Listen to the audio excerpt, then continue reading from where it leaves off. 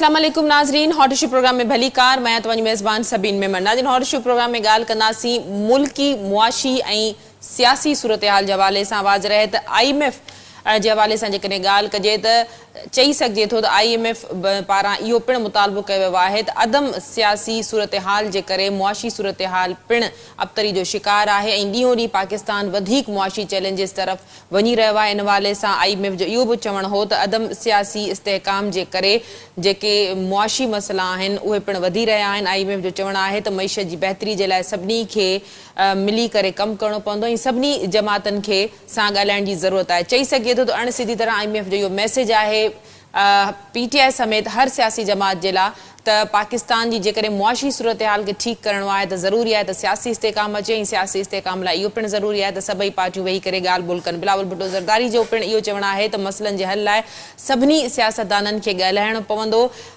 ज़ाती दुश्मनी तां हटी करे मुल्क जी बहितरी जे लाइ इन ऐवाम में वेही करे मुल्क जे लाइ गॾियल फ़ैसिला करण जी ज़रूरत आहे। इन हवाले सां जेकॾहिं PTI जी ॻाल्हि कजे त PTI पिणु इन ॻाल्हि जी हामी आहे त ॻाल्हियूं थियणु घुरिजनि। PTI जे कुझु अॻुवाणनि जो चवणु आहे त ॻाल्हियूं ॾाढनि सां थी सघनि थियूं। वज़ीर आज़म शहबाज शरीफ़ जे हवाले सां उन्हनि जो चवणु हो त जंहिं वटि पार्टी जा असल मामला आहिनि नवाज़ शरीफ़ वटि उन्हनि सां ॻाल्हाए सघिजे थो। इन हवाले सां barrister chairman PTI barrister Gohar पिणु अॼु इहा ॻाल्हि कई आहे त मुल्क जी बहितरी लाइ डायलॉग तमामु घणा ज़रूरी आहिनि। इन ई हवाले सां जो प्रोग्राम खे असां तरतीब ॾिनो आहे। इन हवाले सां ॻाल्हाइण जे लाइ असांखे इस्लामाबाद मां सीनियर सहाफ़ी तर्ज़निगार ऐं ब्यूरो चीफ इस्लामाबाद शाकिर सोलंगी जॉइन कयो आहे। भली कार शाकिर, तव्हां प्रोग्राम में जॉइन कयो।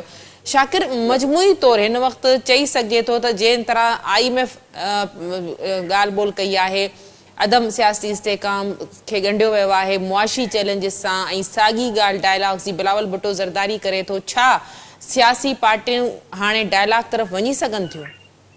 हाँ, ॾिसो, सियासी पार्टियूं ॿिनि क़िस्मनि जूं आहिनि। हिकिड़ी जेके हुकूमत में वेठियूं आहिनि, ॿी जेके अपोज़िशन में आहिनि। हुकूमत में वेठल सियासी जमातूं जेके आहिनि, पीपल्स पार्टी, नून लीग, उहे त शुरू खां वठी डायलॉग जूं पीपल्स पार्टी स्पेशली उहा डायलॉग जी क़ाइल बि रही आहे ऐं PTI खे हुननि पेशकशूं बि कयूं आहिनि खोड़ मरतबा।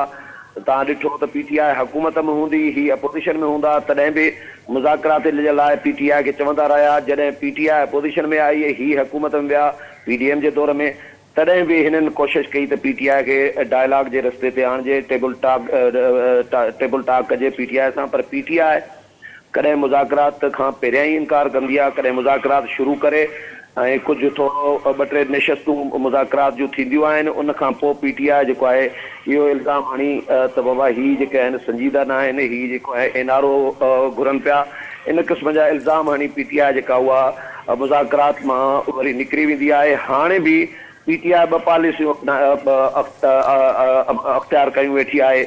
हिकिड़ा 3 माण्हू ख़ान साहब लॻाया आहिनि जेके जिन खे तव्हां जेके मंज़ूर नज़र जिन खे तव्हां चई सघो था, उहे आहिनि। हिकिड़ो जेको आहे अपोज़िशन लीडर आहे क़ौमी असेंबली में उमर अयूब, ॿियो अपोज़िशन लीडर आहे सेनेट में शिबली फराज़, ऐं टियों वज़ीर आला ख़ैबर पख्तूनख्वा अली अमीन गंडापुर।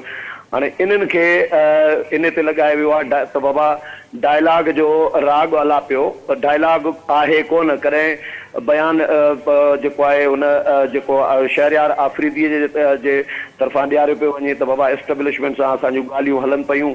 ऐं उन खां पोइ वरी ख़ान साहब जेको आहे 3 रुकनी कमेटी क़ाइमु करे थो त बाबा मुज़ाकरात जो अख़्तियार अली अमीन गंडापुर, उमर अयूब ऐं शिबली फराज़ खयो हूंदो, इन्हनि 3 माण्हुनि खे हूंदो। इहो तव्हांखे यादि हूंदो, कमेटी क़ाइमु कई ख़ान साहब।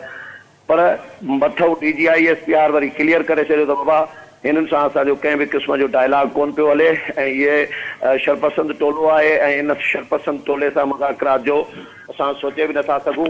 ऐं इन क़िस्म जो उन्हनि तरदीद जॾहिं कई त उहो बि हुनजो दावा जेको आहे उनजी जेको आहे कली खुली वई हुई। ऐं इन खां अलावा हिकिड़ो ॿियो ग्रुप ख़ान साहब 3 माण्हुनि जो ठाहियो आहे जेको आहे तसादुम वारी पॉलिसीअ खे हवा ॾिए पियो। ऐं उन्हनि में आहे असद उमर ऐं उन्हनि में आहे रऊफ़ हसन ऐं उन्हनि में हिकिड़ो 3 माण्हू बि हिननि जो शामिल आहे। उहे 3 माण्हू जेके आहिनि उहे वरी तसादुम वारी पॉलिसी ऐं मज़ाहमत वारी पॉलिसी त बाबा असां मैदान में मुक़ाबिलो कंदासीं, बयानबाज़ियूं वर्कर खे इंगेज करण लाइ, शायदि अवाम खे बेवकूफ़ बणाइण लाइ इहो जेको तसादुम वारी पॉलिसी आहे या डायलॉग वारी पॉलिसी आहे, इहे ॿई पॉलिसियूं हिननि जूं अञा ताईं कम कोन करे सघियूं आहिनि, नाकाम ई वियूं आहिनि।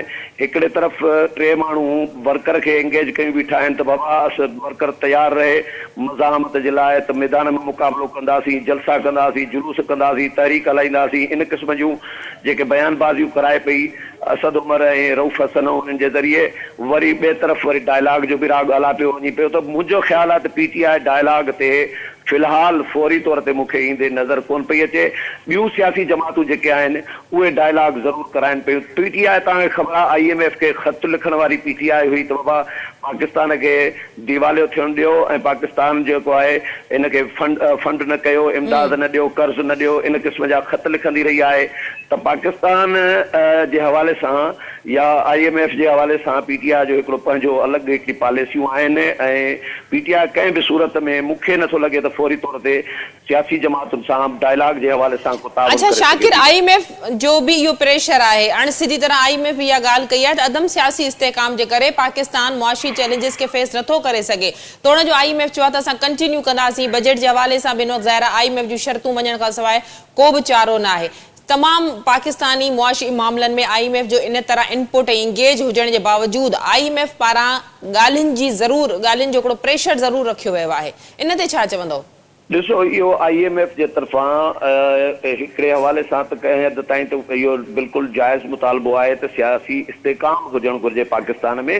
पर ॿिए तरफ़ IMF छाकाणि त आलमी इदारो आहे ऐं इमरान ख़ान जी सहूलतकारी तव्हांखे ख़बर आहे त आलमी इस्टेब्लिशमेंट वटां बि थींदी रही आहे। इन में कंहिंखे को शक कोन्हे, चवण जी ज़रूरत बि कोन्हे ऐं शक बि कोन्हे कंहिंखे त IMF खे ख़त लिखण जो मक़सदु बि इहो हुयो।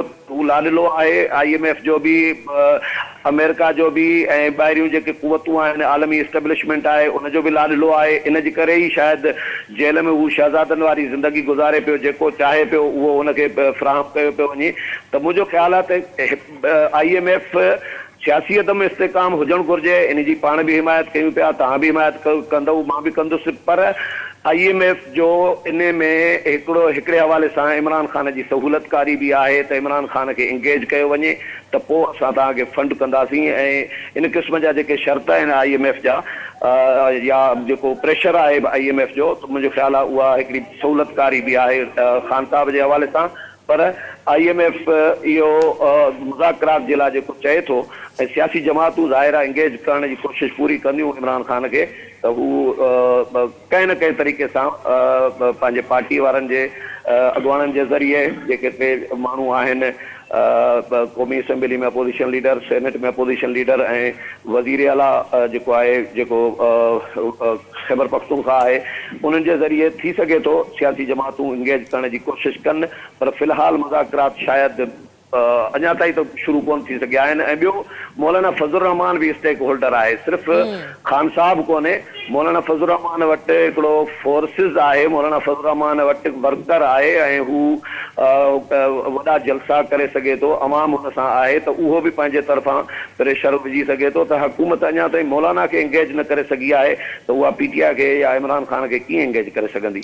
अच्छा शाकिर, मौलाना खे अञा हुकूमत इंगेज न करे सघी आहे, त तव्हां अॻु में पाण पोएं प्रोग्राम में इन ई ते जॾहिं सवाल मूं तव्हांखां कयो त तव्हांजो जेको तर्जुमो इहो हो त मौलाना शायदि एॾो ॾुखियो साबित न थिए, जेकॾहिं ख़ुदि सदर हली वञे या शहबाज शरीफ़ हली वञे त शायदि मौलाना खे उहो ॻाल्हियुनि में इंगेज करे सघनि था। अॻिते ॻाल्हि कंदासीं, छा PTI अञा ताईं हिन वक़्त ताईं जेके मामला थिया आहिनि या 9 मई खां पोइ जेका 9 मई खां अॻु में जेका DGI SPR जी जेका गुफ़्तगू हुई, छा सभई सियासी पार्टियूं बशमूल हुकूमत जे इन ॻाल्हि जूं हामी आहिनि त डायलॉग थियणु घुरिजनि, पर छा PTI में अञा तव्हां उहा सियासी मैच्योरिटी नथा ॾिसो?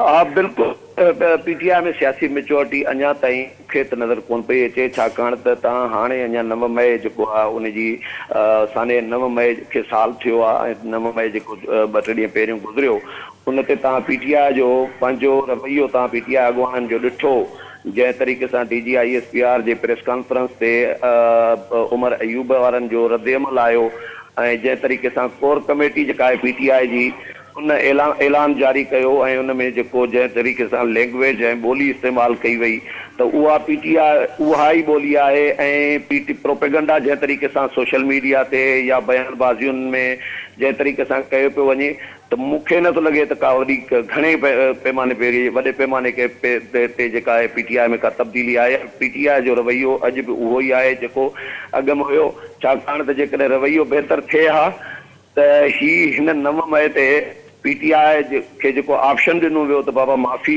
तव्हां घुरी वठी सघो था, त हू डटिजी विया आहिनि त बाबा माफ़ी असां छाजी घुरूं, असांजा 15 माण्हू क़तलु थिया आहिनि, असांजा 15 माण्हू कारकुन क़तलु थिया आहिनि, असांखो माफ़ी वठनि, जेके असांखो माफ़ी जो मुतालबो था उहे असांखो माफ़ी वठनि। इन क़िस्म जो जॾहिं रद्द अमल पीटीआई ॾींदी त इन जो मतिलबु आहे पंहिंजे कीअं ते पशमान थियण बजाए या निदामत जो इज़हार करण बजाए या माफ़ी वठण बजाए या अॻिते मामला बहितर करण बजाए इहो बहितर करण बजाए पीटीआई उहो ई रद्द अमल कई आहे जंहिं तरीक़े सां साल पहिरियों 9 मई ते जेको रवैयो पीटीआई जो पाण ॾिठोसीं, रद्द अमल बि ओड़ो ई आहे ऐं इनडायरेक्टली ऑन करे रही आहे। आरिफ अलवी साहब ख़ुदि चए थो त बाबा 9 मई जे आड़ में पूरी पार्टीअ खे कुझु माण्हुनि जे करे माना जेके पूरी पार्टीअ खे जेको आहे निशानो बणायो पियो वञे त इनडायरेक्टली आरिफ अलवी इहो तस्दीक थो करे त बाबा कुझु माण्हू असांजा मुलविस आहिनि, सॼी पार्टी न आहे त कुझु आहिनि। इहो इनडायरेक्टली हुनजो एतिराफ़ आहे आरिफ अलवीअ जो।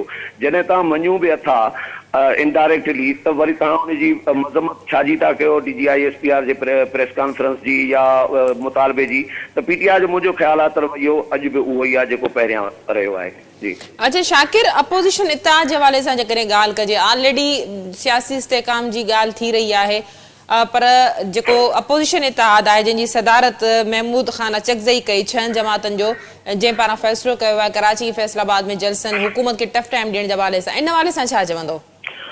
ॾिसो, इहे 6 जमातूं मूंखे हिकिड़ी जमात नज़र अचे पई पीटीआई इन में आहे, बाक़ी हाणे महमूद ख़ान अचकज़ई कोयटा या पशीन में क्राउड कढण खां सवाइ महमूद ख़ान अचकज़ई ॿिए हंधि जेकॾहिं जलसो कंदो, सिंध में जलसो कंदो, कराची में चलो महमूद ख़ान अचकज़ई जा कुझु माण्हू अची सघनि था, पर घणे भाङे पीटीआई आहे जेका क्राउड कढी सघे थी। बाक़ी ॿियूं जमातूं एतिरो मूंखे नथो लॻे त उनजी का शराकतदारी हिन में हूंदी इत्तेहाद में। हा, अलबत्ता जमात इस्लामी ऐं JUI खे जेकॾहिं गॾण जी कोशिशि करे थी पीटीआई या इहो जेको 6 जमातुनि जो इत्तेहाद आहे त उन खां पोइ इहा का तहरीक मुयसर थी सघे थी, छाकाणि त जमात इस्लामी वटि बि क्राउड आहे ऐं मौलाना वटि बि क्राउड आहे, कारकुन आहिनि, उन्हनि जा जलसा तॾहिं उहे भरिजी सघनि था या तहरीक तॾहिं इहा मुयसर साबित थी सघे थी जॾहिं इहे 6 जमातूं 8 जमातूं बणिजी वञनि। ऐं पीटीआई इन जे लाइ कोशिशि करे रही आहे। पीटीआई जा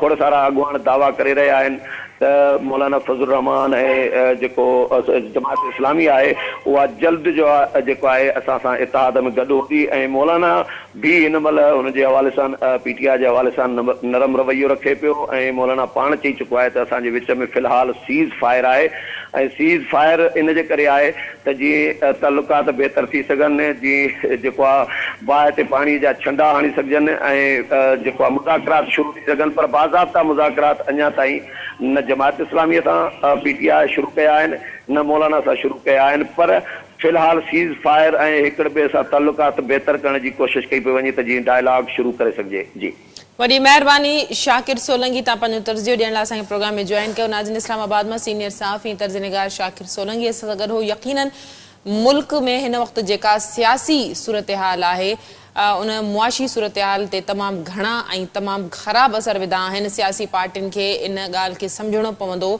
त सियासी हवाले सां जेके बि फ़ैसिला आहिनि उहे पार्लियामेंट अंदरि थियणु घुरिजनि। रोडनि रस्तनि ते एहतजाज या जलसा हर पार्टी जो हिकिड़ो राइट आहे, पर उहे पुरअमन हुअणु घुरिजनि। मुल्क हिन वक़्तु कंहिं बि क़िस्म जे इंतशार वारी सूरत हाल खे बर्दाश्त नथो करे सघे। प्रोग्राम जे सिलसिले खे जारी रखंदासीं। वक़्तु थियो आहे मुख़्तसिर वक़फ़े जो, वठूं था वक़फ़ो।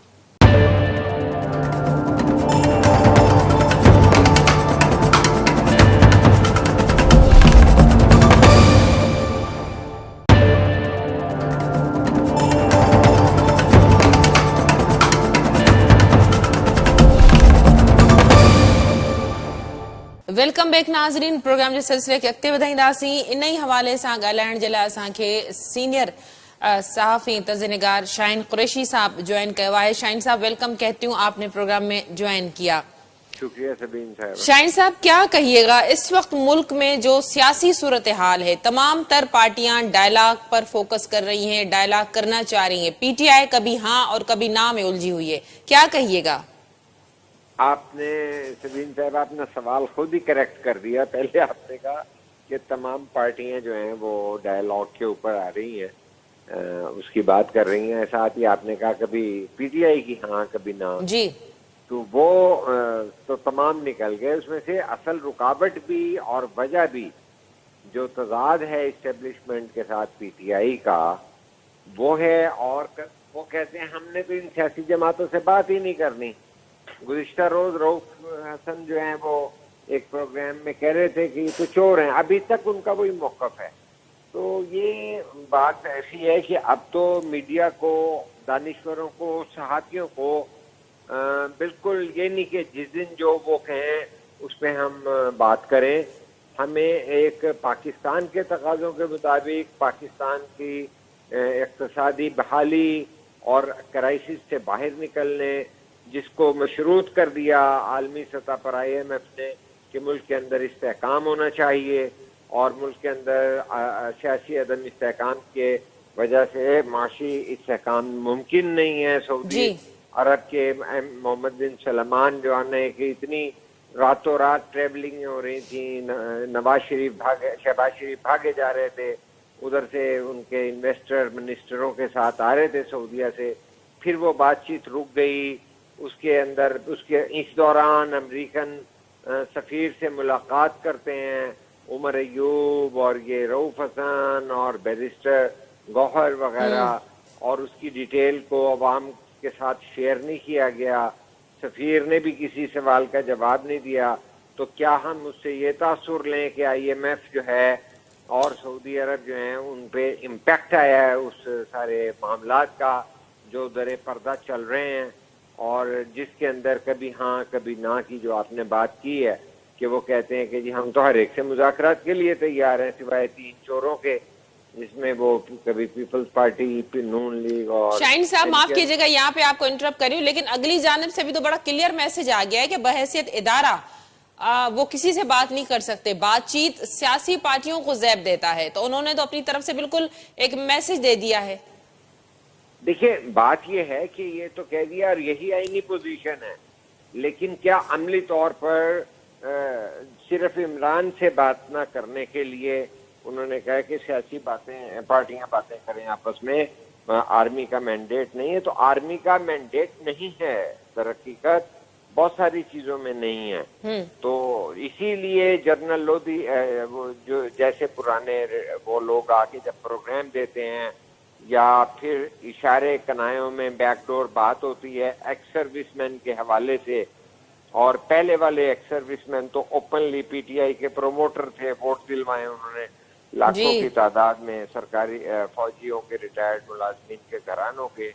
تو ان حقائق سے کم از کم صحافی تو نظر نہیں پھیر سکتا کہ جو کمپلیکس سچویشن ہے پاکستان کی اس وقت, کہ اقتصادی بحالی کی باتیں ہو رہی تھیں, ایس آئی ایف سی کی باتیں ہو رہی تھیں, اسی کی وجہ سے شہباز شریف کو پرائم منسٹر جو ہے پیپلز پارٹی نے بھی بآمر مجبوری ایگری کیا, جبکہ وہ پارلیمنٹ کابینہ میں نہیں آئے کہ بھئی ٹھیک ہے پولیٹیکل سسٹم تو آگے چلے, کیونکہ پاکستان اپنے وقت کے دور کے ہمیشہ کے بدترین اقتصادی, معاشی اور اندرونی داخلی سلامتی کے عالمی سطح پہ بہت سارے مسائل سے دوچار ہے, اور وہ آئے دن کمپلیکس ہوتے جا رہے ہیں. قرض کی معیشت نے ہمیں غلامی کی سطح تک ڈکٹیٹ پر مجبور کر دیا ہے, اور ابھی تک یہ ریئلائزیشن نہیں ہو رہی ہے کہ جو ہے اسکوٹی موٹر سائیکلیں کتنی کوئی بانٹے گا, لیپ ٹاپ کوئی کتنی بانٹے گا, کیونکہ ابھی تو سود دینے کے لیے سود دینا پڑتا ہے. بالکل. تو شوشا ہو رہے ہیں, ٹک ٹاک ہو رہی ہیں, تو ملک کے مسائل بڑے سنگین ہیں. ایک آدمی اٹھ کے آ کے ایک پروگرام میں کہتا ہے کہ ایسا نہیں ہوگا, یہ چور ہیں, دوسرا جو کچھ ڈیفرنٹ بات کرتا ہے, تیسرا کہتا ہے تو اسے پارٹی سے نکال دیا جاتا ہے, پہلے اسے پبلک اکاؤنٹس کمیٹی کا چیئرمین بنایا جاتا ہے, پھر اسے فارغ کیا جا رہا ہے پارٹی سے. تو یہ ایک جو ہے ہر سطح پہ ایک سیاسی بحران ہے، اور میں یہ سمجھتا ہوں کہ یہ بحران یہ نہ تو مینڈیٹ ہے نہ کیپیسٹی ہے کہ اسٹیبلشمنٹ حل کروائے، کہ وہ اگر ہمیں اتنی اجازت دے دیں کہ یہ ملاقات جو ہے سیاسی لوگوں نے کرنی ہے. جب وہ یہ امید در حقیقت توڑ دیں گے پی ٹی آئی کی، چونکہ جنہوں نے تھرڈ فورس کے طور پر انہیں بنایا تھا کہ پیپلز پارٹی کو کبھی سیکیورٹی رسک کہتے تھے، بی بی شہید کو کبھی کچھ کرتے تھے، اس کے بعد انہوں نے ضیاء الحق کے دور سے نواز شریف کو لاڈلا بن لائے، جب نواز شریف انہیں اس اختلاف ہوتا تھا، جھگڑے ہوتے تھے جرنیلوں کے، تو اس کے بعد تھرڈ پارٹی کا انیشیٹو لیا گیا. تو تیسری فورس بنانے کے بعد وہ بھی ان کے گریبان کو پکڑا، اور اس نے تو نواز شریف سے زیادہ پکڑا. تو اب جا کر وہ گول مول بات کر رہے ہیں. تو میں یہ سمجھتا ہوں کہ پاکستان کے موجودہ معروضی صورتحال کے اندر جس طرح پارلیمنٹیرینز کو، سیاسی جماعتوں کے سربراہوں کو بحیثیت مجموعی جو ہے پارلیمنٹ کو، پاکستان کے عدالتی نظام کو، ساروں کو جو ہے ریئلائز کرنا چاہیے کہ ان کو جمہوری اور جو ہے نا عوامی مفاد کے معاملات میں، کہ جو اس ملک کے کہنے کو ووٹ لینے کے لیے سب کہتے ہیں کہ اقتدار اعلی عوام کی ملکیت ہے، یہ 24 کروڑ کا ملک ہے. کیا 24 کروڑ کی نمائندگی ہو رہی ہے؟ نہیں ہو رہی ہے. یہ تو پاور کوریڈور کے اندر پاور پالیٹکس ہو رہی ہے. جو 24 کروڑ لوگ ہیں ان کا ڈبہ بدل جاتا ہے، آر ٹی ایس بیٹھ جاتا ہے، یا کبھی کچھ ہو جاتا ہے، کبھی کچھ ہو جاتا ہے. تو حقیقت یہ ہے سبین صاحبہ کہ عوام کی جو ہے اقتدار اعلیٰ کی حیثیت اور حقیقت کو عملی طور پر زیرو کر دیا گیا ہے. کہ ابھی تک، اور پارٹیوں کے اپنے حالات دیکھ لیں کہ نواز شریف صاحب کبھی بیمار ہو کے باہر چلے جاتے ہیں، پھر اسٹار چھپے کہ وہ وزیر اعظم بنیں گے، پھر کہا کہ نہیں میں وزیر اعظم نہیں بننا. اب پارٹی کی صدارت لے رہے ہیں اور وزیر اعظم شہباز شریف پارٹی چھوڑ رہے ہیں. ان پی ٹی آئی کی پارٹی کا کوئی قبلہ کعبہ، ڈائریکشن، سمت کچھ نظر نہیں آ رہی. تو کبھی فضل الرحمان صاحب جو ہیں وہ چڑھائی کی بات کرتے ہیں، کبھی کچھ نہیں. اور دھاندلی کی جب وہ بات کرتے ہیں تو جہاں سے وہ خود ہارے ہیں وہاں پہ گنڈا پور ہے. گنڈا پور کی بات دیکھ لیں، اور مصالحت کا جو امکان، آپ اگلا سوال شاید کر لیں، ہمیں سوچنا چاہیے بطور کہ کیا حل ہوگا، ہاؤ ٹو پروسیڈ فردر، آگے موو فارورڈ کیسے کریں. موو فارورڈ کیا کریں کہ جب اتنی غیر سنجیدہ بات ہے کہ ایسے لوگ جو ہیں سپیکر بنائے گئے کہ اسد کیسر کہتا ہے کہ ہم تو باپ سے معافی نہیں مانگتے. تو وہ لوگ جو ٹھیک، آپ نے بڑا گنڈا پور صاحب کی جو ہے وہ بات کی. ابھی جو یہ ریسنٹلی یہ بھی بات ہی ہوئی ہے گورنر کے پی کے اور وزیر اعلیٰ کے پی کے درمیان جو ایک جنگ چھڑ گئی ہے، تو یہ جو عدم سیاسی استحکام کی طرف صورتحال مزید ہمیں جاتے ہوئے دکھائی دے رہی ہے. آپ سمجھتے ہیں کہ اس بحران سے کیسے پاکستان نکلے گا؟ دیکھیں نا، پہلے بحران جو ہیں کشید کیے جاتے ہیں، کریٹ کیے جاتے ہیں، پھر اس کے بعد جو ہے یہ ڈائلاگ ہو جاتا ہے کہ اس سے کیسے لے دے کی جائے. حقیقت یہ نہیں ہے کہ مطلب ہے کہ وہ جو ہے ان کی ویڈیو موجود ہے امین گنڈا پور کی، تو کہ بھئی وہ حملہ میں ملوث ہیں، پھر وہ مفرور رہتے ہیں، پھر ان کے جو ہے کاغذات نامزدگی قبول ہو جاتے ہیں، آج وہ چیف منسٹر ہیں. اسی طرح یہ جو بربادی اس ملک میں ہوئی کہ 9 مئی جیسا اتنا بڑا واقعہ، تاریخی واقعہ ہو گیا، جہاں جی ایچ کیو، جہاں کور کمانڈر ہاؤس، جہاں شہداء کی جو ہیں یادگاریں اور ان کی تقدیس کی جگہیں کہ جو دفاع وطن میں جان دیتے ہیں، ان کا احترام کرتی رہی ہے پاکستان کی عوام ہمیشہ، اور کوئی کرے یا نہ کرے. لیکن آپ یہ دیکھیے آئی ایس آئی کے دفاتر پہ حملے ہوئے، سرگودا میں ایئر بیس کے اوپر جہازوں کو جلانے کی کوشش ہوئی، اور جو آرمی کے کمرشل پروجیکٹ ہیں وہ بے تحاشا جلا دیے گئے. تو 37 شہروں میں ایک ہی دن میں جب ملٹری ٹارگٹ ہوتی ہے، اس کی وجوہات بھی ہیں اور اس کی ذمہ داری بھی ہے، پی ٹی آئی پہ آتی ہے. لیکن جب پی ٹی آئی کے لوگوں پہ 1 سال گزر گیا، کیسز نہیں ہوئے، یا بری ہوتے یا سزائیں ہوتی، تو پھر اس کے بعد جو ہے کوئی راستے کا، سمت کا تعین ہو جاتا. سمت کا تعین کیسے ہوگا کہ جب اسٹیبلشمنٹ اپنے آپ کو نیوٹرل کرنے کے لیے تیار ہی نہیں ہے، اور وہ یہ سمجھتے ہیں کہ ہم جو ہے استحکام پارٹی بنائیں گے تو پاکستان میں سیاسی استحکام آ جائے گا. تو استحکام پارٹی ساری ہار گئی. ادھر سے وہ جو ہے جہانگیر ترین صاحب ہار گئے جو آلریڈی جو ہے پیٹرنائز کرتے تھے, فنڈنگ کرتے تھے, سرپرستی کرتے تھے, اور وہ ایک دم سے بن گئے. اور ان کے دوسرے ساتھی علیم خان آج قومی ادارے بیچنے کے لیے یا پرائیویٹائز کرنے کے لیے انچارج وزیر ہیں, اور بھی ان کے پاس پورٹ فولیوز ہیں. تو کیا خیبر پختونخوا میں پارلیمنٹیرین دیکھ لیجئے کہ کیا وہ پی ٹی آئی میں بیٹھے ہوئے تھے, اور وہاں سے انہوں نے پہلے 5 سال جو ہے وزارت اعلیٰ بھی کر کے جو ہے پی ٹی آئی کو اسٹرینتھن کی. وہاں سے سرکاری پیسے پہ D G I S P R کہہ رہے تھے حملے ہوتے تھے اسلام آباد پہ, چڑھائی ہوتی تھی, لیکن جب انہوں نے پارلیمنٹیرین بنائی تو ان کو ڈرائی کلین کر دیا گیا. ہر وہ آدمی جن کی ویڈیو موجود ہیں, جن کی آڈیو موجود ہیں, یہاں مسعود راز تھے پنجاب میں, یہ لوگ جو ہیں ان پارٹیوں میں تسلیم کر لیے گئے جن کی آڈیو موجود تھیں اس وقت کی جیو فینسنگ کے ذریعے, جس وقت کور کمانڈر ہاؤس لاہور پہ حملے کی ساری ریکارڈنگ کالیں, ان کی کوئی 30+ جو ہیں کالیں موجود ہیں. تو پھر اس کا مطلب ہے کہ آپ کی پریفرنس یہ نہیں تھی کہ آپ جو ہیں قومی اداروں اور قومی سلامتی کے اداروں پر حملہ آوروں کو جو ہے انصاف کے دائرے میں لا کے اور انصاف کریں ان معاملات پہ, اور کڑی سزائیں دیں جو ذمہ دار لوگ ہیں.